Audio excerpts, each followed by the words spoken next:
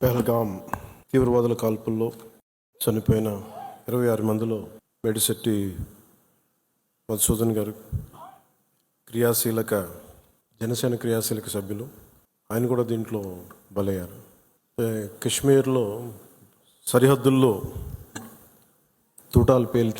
ఉగ్రవాదులు తూటాలు పేలితే దాని ప్రకంపనలు భారతదేశం అంతా ఎలా పాకిందో మనందరం చూస్తున్నాం. అది మన పార్టీ మన జన సైనికుని కూడా చంపేస్తున్నది ఆ ఉగ్రవాదం. ముఖ్యంగా కశ్మీర్ అండ్ మెయిన్ ఆయన కుటుంబాన్ని పరామర్శకెళ్ళినప్పుడు వారి సతీమణి మాట్లాడింది, వాడి పిల్లలు ఎంత ఘాతుకంగా చంపారంటే, ఎంత క్రూరంగా చంపారంటే, ఐడి కార్డ్స్ తీసుకొని నువ్వు హిందువా కాదా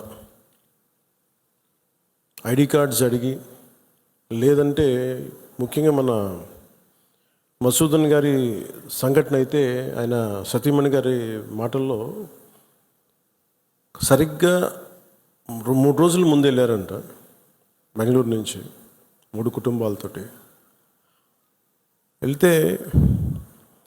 నేను అన్ని రోజులు మామూలుగా మోడర్న్ డ్రెస్సులు వేసుకున్నాను, కానీ ఎందుకు ఆ రోజు మధుసూదన్ అంటే ఆయన అడిగారంట,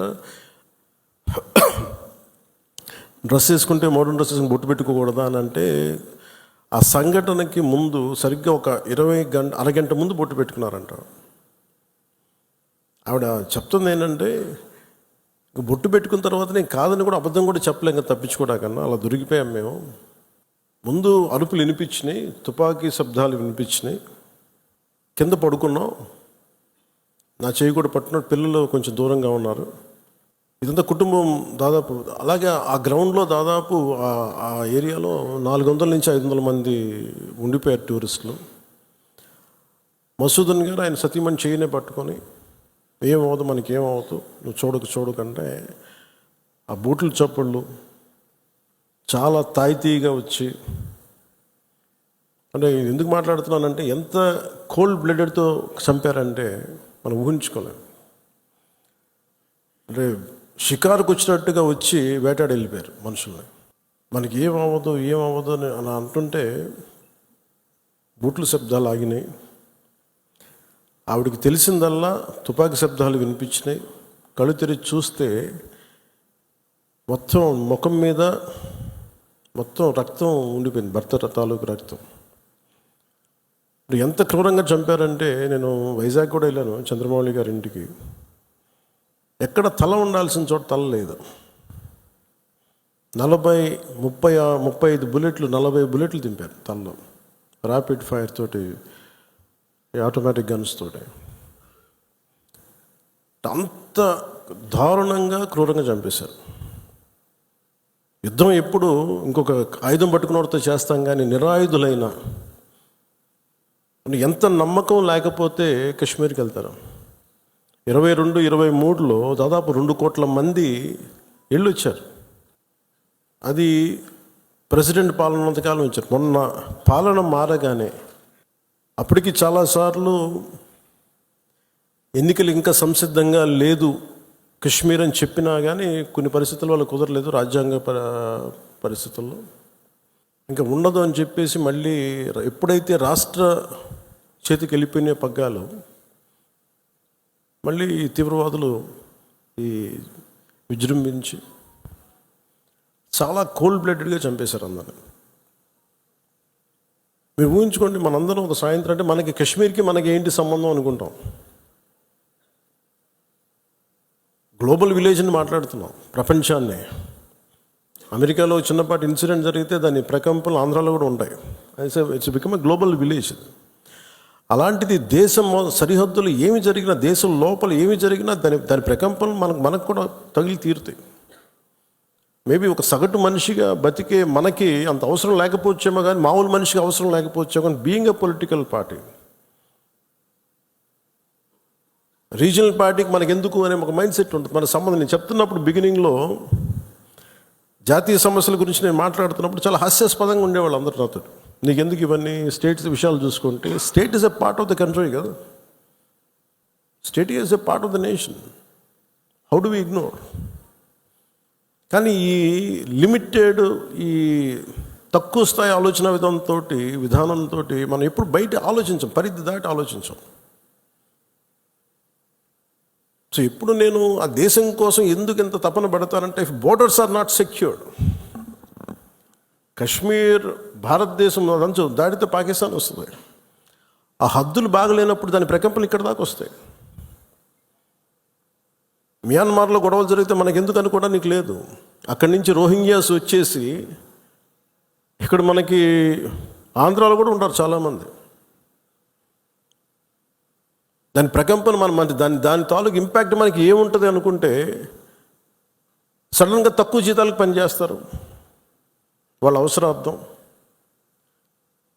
అప్పుడు ఇక్కడ ఉండే స్థానికులకి ఉద్యోగాలు రావు. సో బార్డర్ మేనేజ్మెంట్ అనేది చాలా కష్టమైంది. సో అందుకని మనందరం కూడా యాజ్ ఎ పొలిటికల్ పార్టీ, మీరందరూ కూడా క్రియాశీలక కార్యకర్తలు ఉన్నారు, పెద్ద పెద్ద నాయకులు ఉన్నారు, వేదిక పైన ఎమ్మెల్యేస్ ఉన్నారు, మినిస్టర్స్ ఉన్నారు, గౌరవ మంత్రులు ఉన్నారు, ఎమ్మెల్సీస్ ఉన్నారు. Border management is very essential. మన చిన్నపాటి ఇంటి సరిహద్దులనే మనకు రోజు ఎవడన్నా పొలం ఉంటే ఆ సరిహద్దులను ఎవడ గట్టు జరిపాడా లేదని ఇంత ఆలోచిస్తూ ఉండే. చిన్న ఒక 2 ఎకరాల పొలం ఉంటేనే, ఒక 10 సెంట్లు భూమి ఉంటేనే, రోజు 2 సెంట్లు భూమి ఉంటేనే మనం ఎంత తెలుస్తాం. అలాంటిది కంట్రీ సరిహద్దుల్ని మనం చూసుకోకపోతే నాయకులుగా వచ్చే ఉపద్రవాలు ఇలా ఉంటాయి. మన దేశం ఎప్పుడు కూడా చాలా మెత్తని దేశం. ఉగ్రవాదులకి ఎందుకు సమాధానం చెప్పలేం.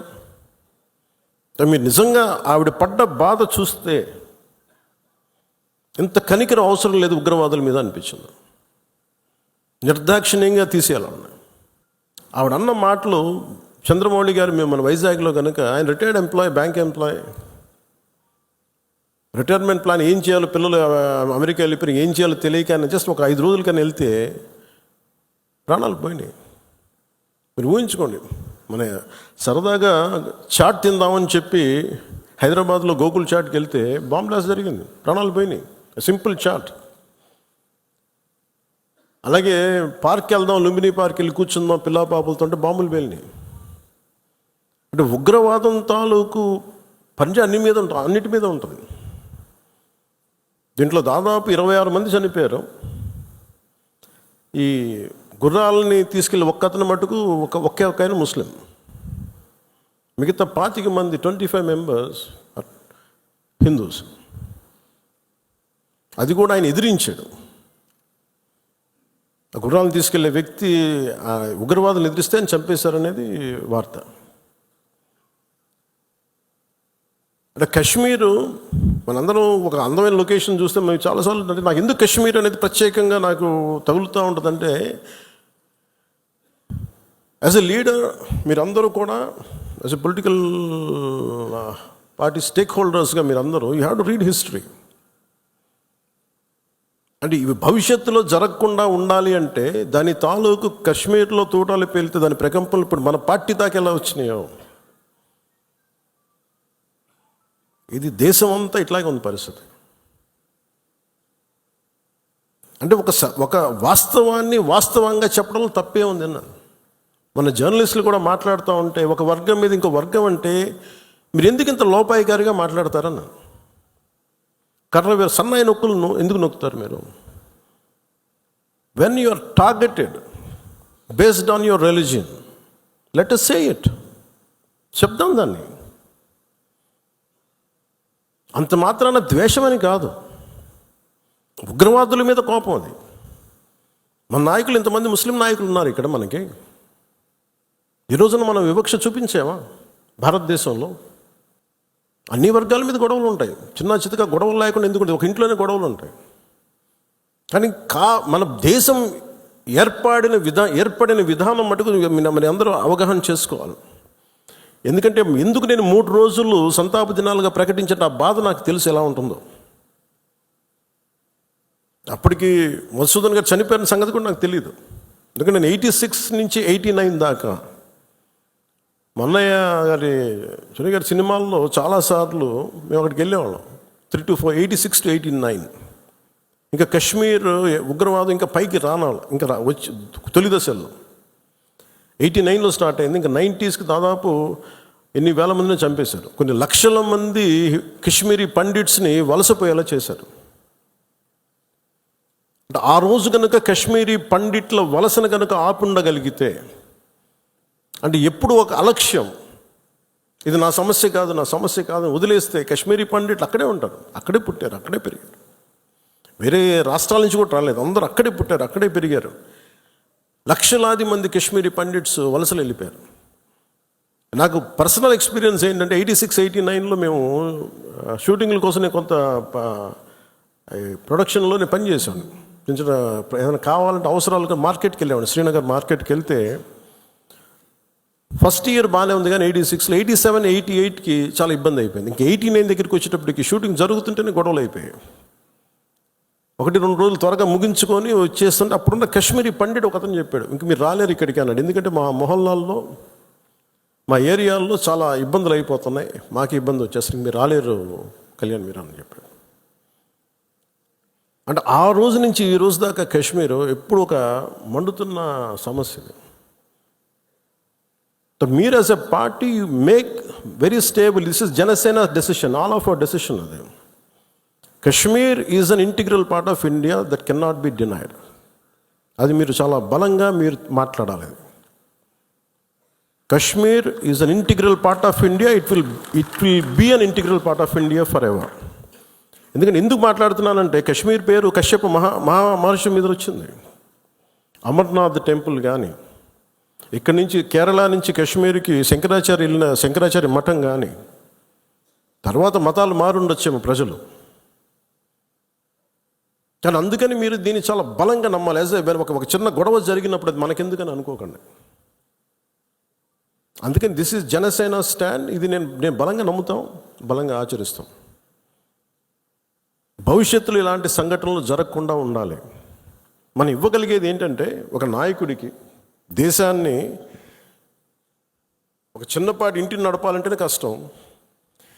ఇన్ని రాష్ట్రాలు, ఇన్ని విభిన్నమైన సంస్కృతులు, ఇన్ని భాషలు, ఇన్ని పొలిటికల్ పార్టీస్, వీటన్నిటి మధ్య వైరుధ్యాల మధ్యలో ఒక ఏకాభిప్రాయంతో ఒక దేశాన్ని నడపాలి ఒక ప్రధానమంత్రికి అంటే ఎంత కష్టమైన పరిస్థితి అది.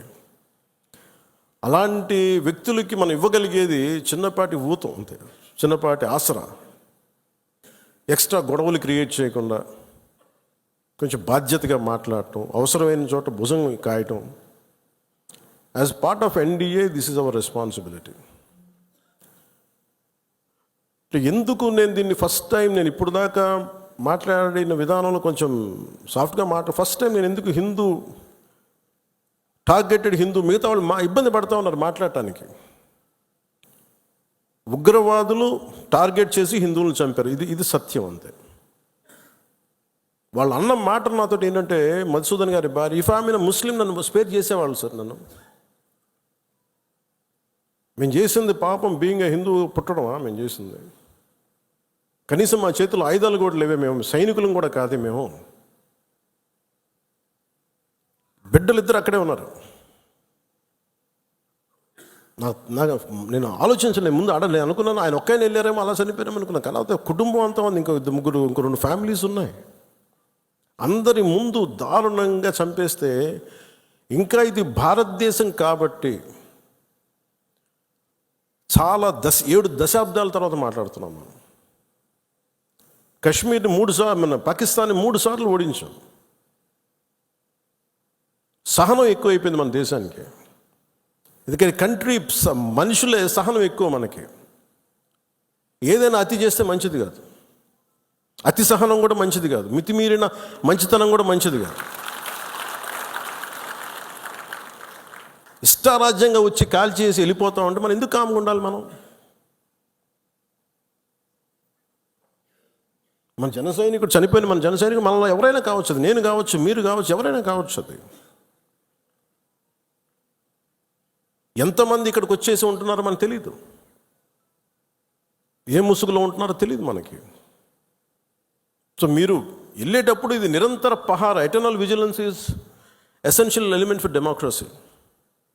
మన బాధ్యత పదవులు వచ్చేసినాయా లేదా, మనం గెలిచేసామా లేదా అన్నిటికంటే కూడా ఎంత బాధ్యతగా ఉండగలం మనం, ఎంత నిరంతరంగా మనం విజిలెన్స్తో ఉండగలం, పహారా కాయగలం సమాజం మీద. ఊళ్ళల్లో ఎవరైనా కొత్త వ్యక్తులు వచ్చారా, అనుమానాస్పదంగా తిరుగుతున్నారా, ఇవన్నీ it's also part of our responsibility. So నాకు ఇది 3 సార్లు యుద్ధం ఓడిపోయిన తర్వాత మన మంచితనం ఇంకా అర్థం చేసుకుంటే ఇలాగ వచ్చి ఇళ్లలోకి వచ్చి చంపుతారు. షికార్కి వెళ్తే సరదాకి వెళ్తే చంపేస్తారు. దీనికి మటుకు చాలా బలమైన స్టాండ్ తీసుకోవాలి. అందుకే నాయకులందరికీ కూడా, జన సైనికులందరికీ కూడా, వీరమలందరికీ కూడా ఇది ధైర్యంతో కూడుకున్న పని. ఉగ్రవాదులను ఎదుర్కోవడం అంటే ధైర్యంతో కూడుకున్న పని. Though we are a regional party, we didn't expand as on now. We confined only to state, AP, maybe కొంత తెలంగాణ. కానీ మన ఆలోచన విధానం జాతీయవాదం.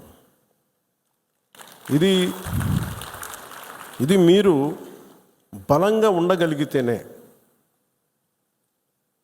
రేపొద్దున యుద్ధ పరిస్థితులు రావచ్చు, రాకపోవచ్చు, నాకు తెలియదు యాజ్ ఆన్ టుడే. బట్ కొన్ని 7 అంశాల మీద నిర్ణయాలు తీసుకున్నారు. ముందు వాటర్ ఆపారు. అంటే కొంతమంది మాట్లాడుతారు, కొంతమంది లీడర్స్, ఎంత లౌకికవాదం, ఎంత సెక్యులరిజం అంటే అందరికీ, ఎంత సెక్యులరిజం అయిపోయిందంటే అందరికీ. నేను అనేది మన కంట్రీ స్లోగనే సత్యమేవ జయతే. Unlike America, in God we trust అంట. 3 కోట్ల దేవతలున్న దేశాలలో మన సత్యాన్ని నమ్ముతాం, కానీ మన అమెరికాలాగా ఇన్ గాడ్ వీ ట్రస్ట్ ఒక దేవుడిని పెట్టలేదు మన దేశంలో. We are beyond religion, we are beyond God. Truth is eternal. సత్యం అంటే ఏంటి? ఒక తప్పుని తప్పుగా చెప్పడం, ఒప్పుని ఒప్పుగా చెప్పడం. If I make a mistake, I'll say admitted it's a mistake. Constant కరెక్షన్లో ఉండాలి. ఎటర్నల్ ట్రూత్ అది. అలా కాకుండా ఇంత 26 మంది చనిపోతే మత ప్రాతిపాదికని చంపినా కానీ మన సెక్యులర్ వాదులు, సో కాల్డ్ సూడో సెక్యులరిస్ట్, వాళ్ళు ఏం మాట్లాడుతున్నారు? మతం అడిగి చంపలేదంటారు. చనిపోయిన మధుసూదన్ గారి భార్య, అందరూ వాళ్ళ అబద్ధాలు చెప్తారు. వాళ్ళు పాకిస్తాన్ని ప్రేమిస్తూ అంటారు. వీళ్ళందరూ ఇక్కడ భారతదేశంలో కూర్చొని మీరు పాకిస్తాన్ని ప్రేమిస్తుంటారు. మొన్న కొంతమంది నాయకులు డిబేట్లో మాట్లాడుతుంటే చూస్తున్నాను. మీరు పాకిస్తాన్ అంత ప్రేమిస్తే దయచేసి పాకిస్తాన్కి వెళ్ళిపోండి, ఇక్కడ ఎందుకు? పాకిస్తాన్ మీద మీకు అంత ప్రేమే ఉంటే ఇది మాట్లాడుతున్న పని ఏదైనా వీళ్ళందరూ కూర్చొని కాంగ్రెస్ నాయకులు వీళ్ళందరూ, కొంతమంది ఎమ్మెల్సీలు కూడా ఉన్నట్టుగా అనిపించింది నాకు చూస్తుంటే. ముఖ్యంగా సౌత్ నుంచి ఉన్నారు కొంతమంది సీనియర్ కాంగ్రెస్ నాయకులు. కాంగ్రెస్లోనే విభేదం ఉంది. మేము వెళ్ళిపోతే మీరు పాకిస్తాన్ని, మీరు భారతదేశంలో దాడి జరిగినప్పుడు భారతదేశానికి నిలబడాలి తప్ప పాకిస్తాన్కి నిలబడతాం మీరు సెక్యులరిజం అంటే అది ఏ ససేమిరా ఎవరు ఒప్పుకోరు. ఇక్కడ ఆ బలం మనం చూపించాలి. మనం ప్రాణాలు పోతే తిరిగి వస్తాయా? ఆయన ప్రాణాలు పోయినాయి, ఆయన బిడ్డల పరిస్థితి ఏంటి? ఆయన భార్య పరిస్థితి ఏంటి? మెరిట్ మీద ఉద్యోగం సంపాదించుకున్న అబ్బాయి, ఒకటే కంపెనీలో నిలబడి ఆ మెరిటోరియస్గా ఎదిగినవాడు, ఒకటే మాట ఆయన మా మిస్సెస్ మాట్లాడుతూ ఉన్నారు. మాకు ఏం ఆశలు లేవు సార్, మేము సింపుల్ ఒక చిన్న మిడిల్ క్లాస్ ఫ్యామిలీ. మేము టీవీల్లో కనిపిస్తామని మా కల్లో కూడా ఉండదు, కానీ మా దురదృష్టం ఇలా కనిపించాం మేము టీవీల్లోనే. నా భర్త చనిపోయినప్పుడు ఇలా మేము టీవీలో కనిపించి మా బతుకులు బయటకు వచ్చినాయి. నా భర్త చనిపోయాడు, అది చెప్పుకోవాల్సిన దుస్థితి మాకు వచ్చిందని. వెళ్ళినప్పుడు బిగినింగ్లో ఆవిడ నన్ను ఎంత ఒకలాగా ఒక నిష్ఠూరంగా మాట్లాడారంటే బాధపడుతున్నారు. మిమ్మల్ని అనకూడదని మళ్ళీ అన్నారు. మీరందరూ ఇస్తేనే కదా నమ్మకం. ఇది మోదీ గారి ప్రభుత్వం, ఎన్డీఏ ప్రభుత్వాన్ని కదా మేము భరోసాతో కదా మేము వెళ్ళింది. మేము కాశ్మీరు ఇన్ని కోట్ల మంది వెళ్ళారని మీరు అందరూ చెప్తేనే కదా మేము వెళ్ళాం కాశ్మీరు. మమ్మల్ని ఇలా పెట్టేశారు ఏంటనేది ఆవిడ మాట్లాడుతుంటే ఆవిడ నాలో మొత్తం భారతదేశ ప్రభుత్వాన్ని చూశారు ఆవిడ. నన్ను ఆ తిట్లు నేను తీసుకున్నాను. ఆవిడ సారీ చెప్తున్నారు కానీ నాకు అర్థం లేదమ్మా, మీరు ఎంత తిట్టాలో తిట్టను, ఏం పర్లేదన్నాను. మీ కోపం ఎవడో ఒకరి మీద చూపించాలి, మీరు కోపం మా మీద చూపించను, పర్లేదన్నా. అని ఇంత దారుణంగా ఉంటుంది. నేను అనేది ఏంటంటే మనం నువ్వు ఏదైనా సరే మత ప్రాతిపాదికన చంపటం ఇది మటుకు అస్సలు ఏమాత్రం సహించలేదు. అంటే ఎందుకు భారతదేశం చాలా బలమైనది, భారతదేశం మన సెక్యులరిజం చెప్పుకోకర్లా, సెక్యులర్ అనే పదం మనం యాడ్ చేయక్కర్లా. సెక్యులర్ పదం అని యాడ్ చేయకముందు 70s వీఆర్ సెక్యులర్. సెక్యులరిజం అంటే అపీస్మెంట్ కాదు, అది వైట్ వాష్లు చేయకండి తప్పులు చేస్తే. సర్ తన్సే జుదా అని చెప్పి అంటే అట్లాగే తుపాకులతో సర్ తన్సే జుదా చేశారు వాళ్ళు ఉగ్రవాదులు. తల లేదు, పట్టుకుందాం ఆకన్నా ఇలా అంటే తల లేదు అక్కడ. మీరు ఊహించుకోగలరు అది, ఈ మాట్లాడే తల లేదు. ఇంత క్రూరంగా చంపేశారు. ఎంత సహనం చూపిస్తాం? తప్పు జరిగినప్పుడు తప్పని చెప్తాం. పాకిస్తాన్కి మనకి ఏంటి తేడా? జిన్నా విడిపోయినప్పుడు మేము పాకిస్తాన్లో అందరినీ సమానంగా ఆదరిస్తామని చెప్పారు. హిందువులు ఎల్లక్కర్లేదు, ఆదరిస్తామని చెప్పారు.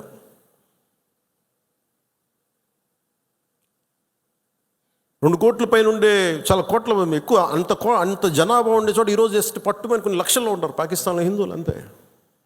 బట్ వేరస్ మన దేశంలో, పాకిస్తాన్లో ఎంత జనాభా ఉందో ముస్లిం జనాభా అంత జనాభా ఇక్కడ ఉంది. That's what India is.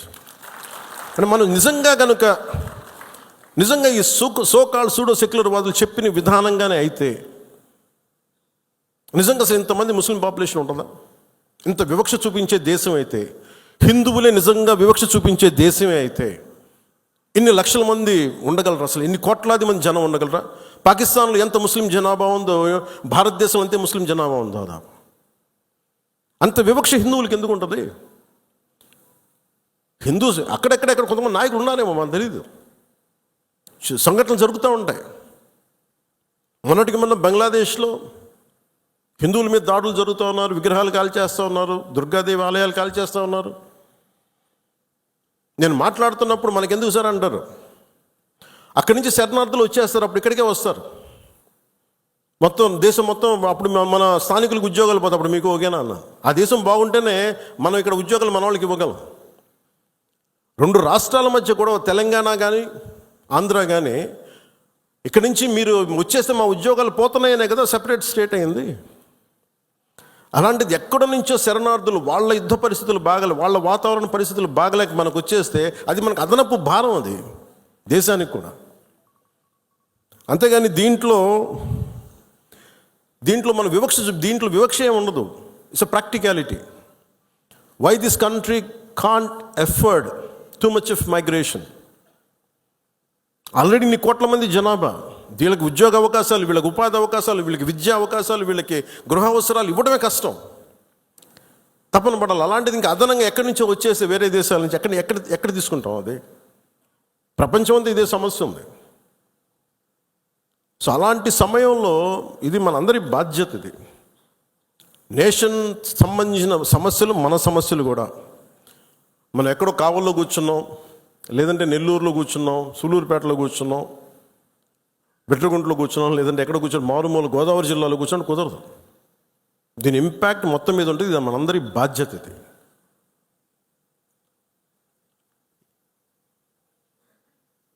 ఈ రోజున మనకి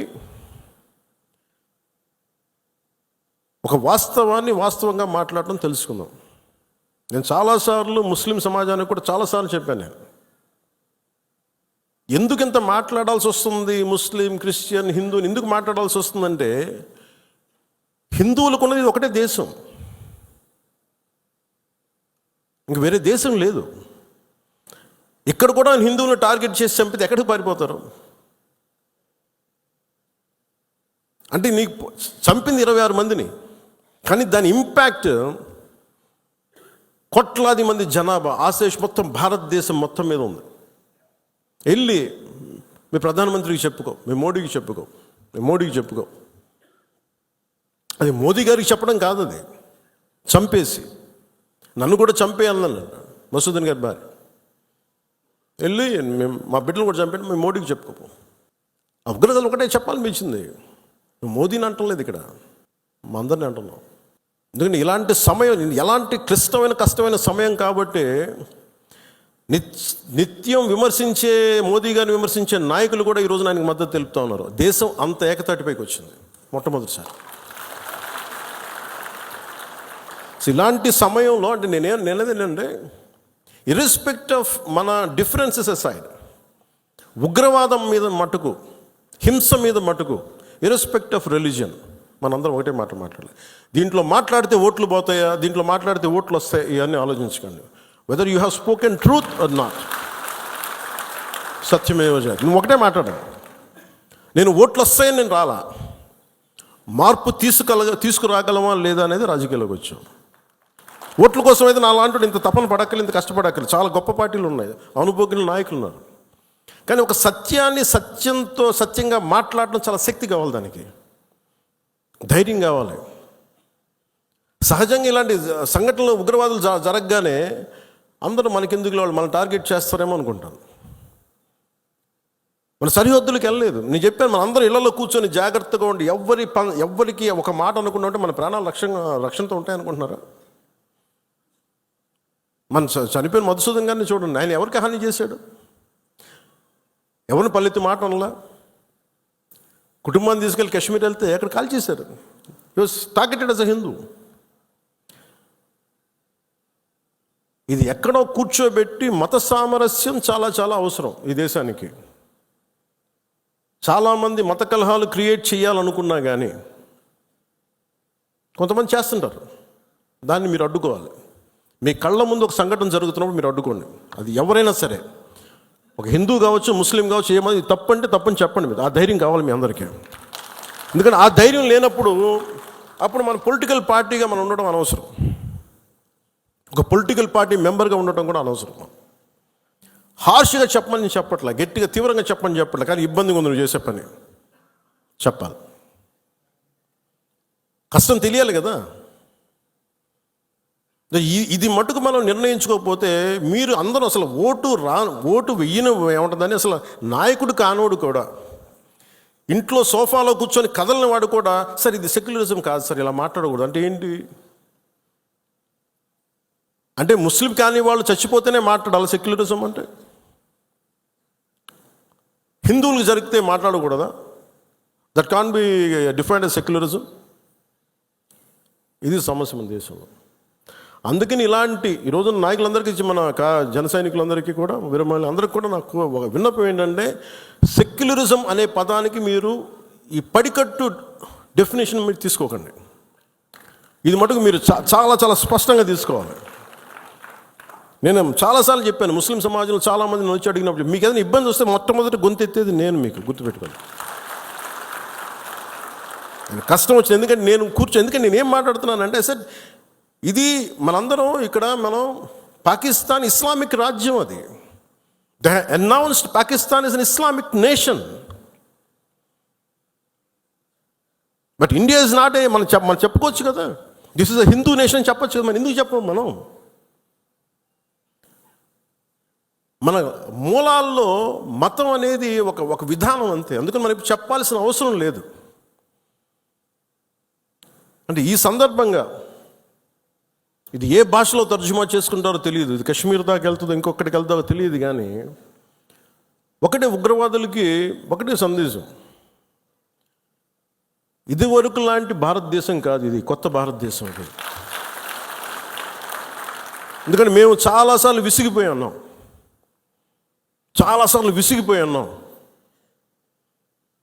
మీ ఇష్టానికి వచ్చి కాళ్ళు చంపుతానంటే ప్రాణాలు ఎలాగపోతాయి మాకు తెలుసు. As well as will fight and let our life go. దాన్ని సిద్ధపడే వచ్చాం రాజకీయాల్లోకి. ఉట్టిన ఎందుకు వస్తాం? పదవులుగా. పదవులు లేకపోతే మనకి ఏమొస్తుంది? ఇంకా బాగుంటుంది పదవులు లేకపోతే, స్ట్రెస్ ఉండదు. అందుకని పదవులు ఆశించేది ఏది ఎవరైనా సరే ఇది బాధ్యత. ఇది మనందరం బలంగా మాట్లాడాలి. అలాగే ఈ సందర్భంలో పోయిన ప్రాణాలని మనం ఎలాగ తిరిగి తీసుకురాలేము. పెద్ద ఎర్నింగ్ మెంబరు చనిపోయాడు కుటుంబంలో, మధుసూదన్ గారి కుటుంబంలో. సో మనందరి తరపున, మీ అందరి తరపున, పార్టీ తరపు నుంచి ఆయనకి ఒక ఒక 50 లక్షల రూపాయలు ఆయన కుటుంబానికి అందజేస్తున్నాను. అని నాకు ఎప్పుడు డబ్బులు అనౌన్స్ చేయడం ఇబ్బందిగా ఉంటుంది.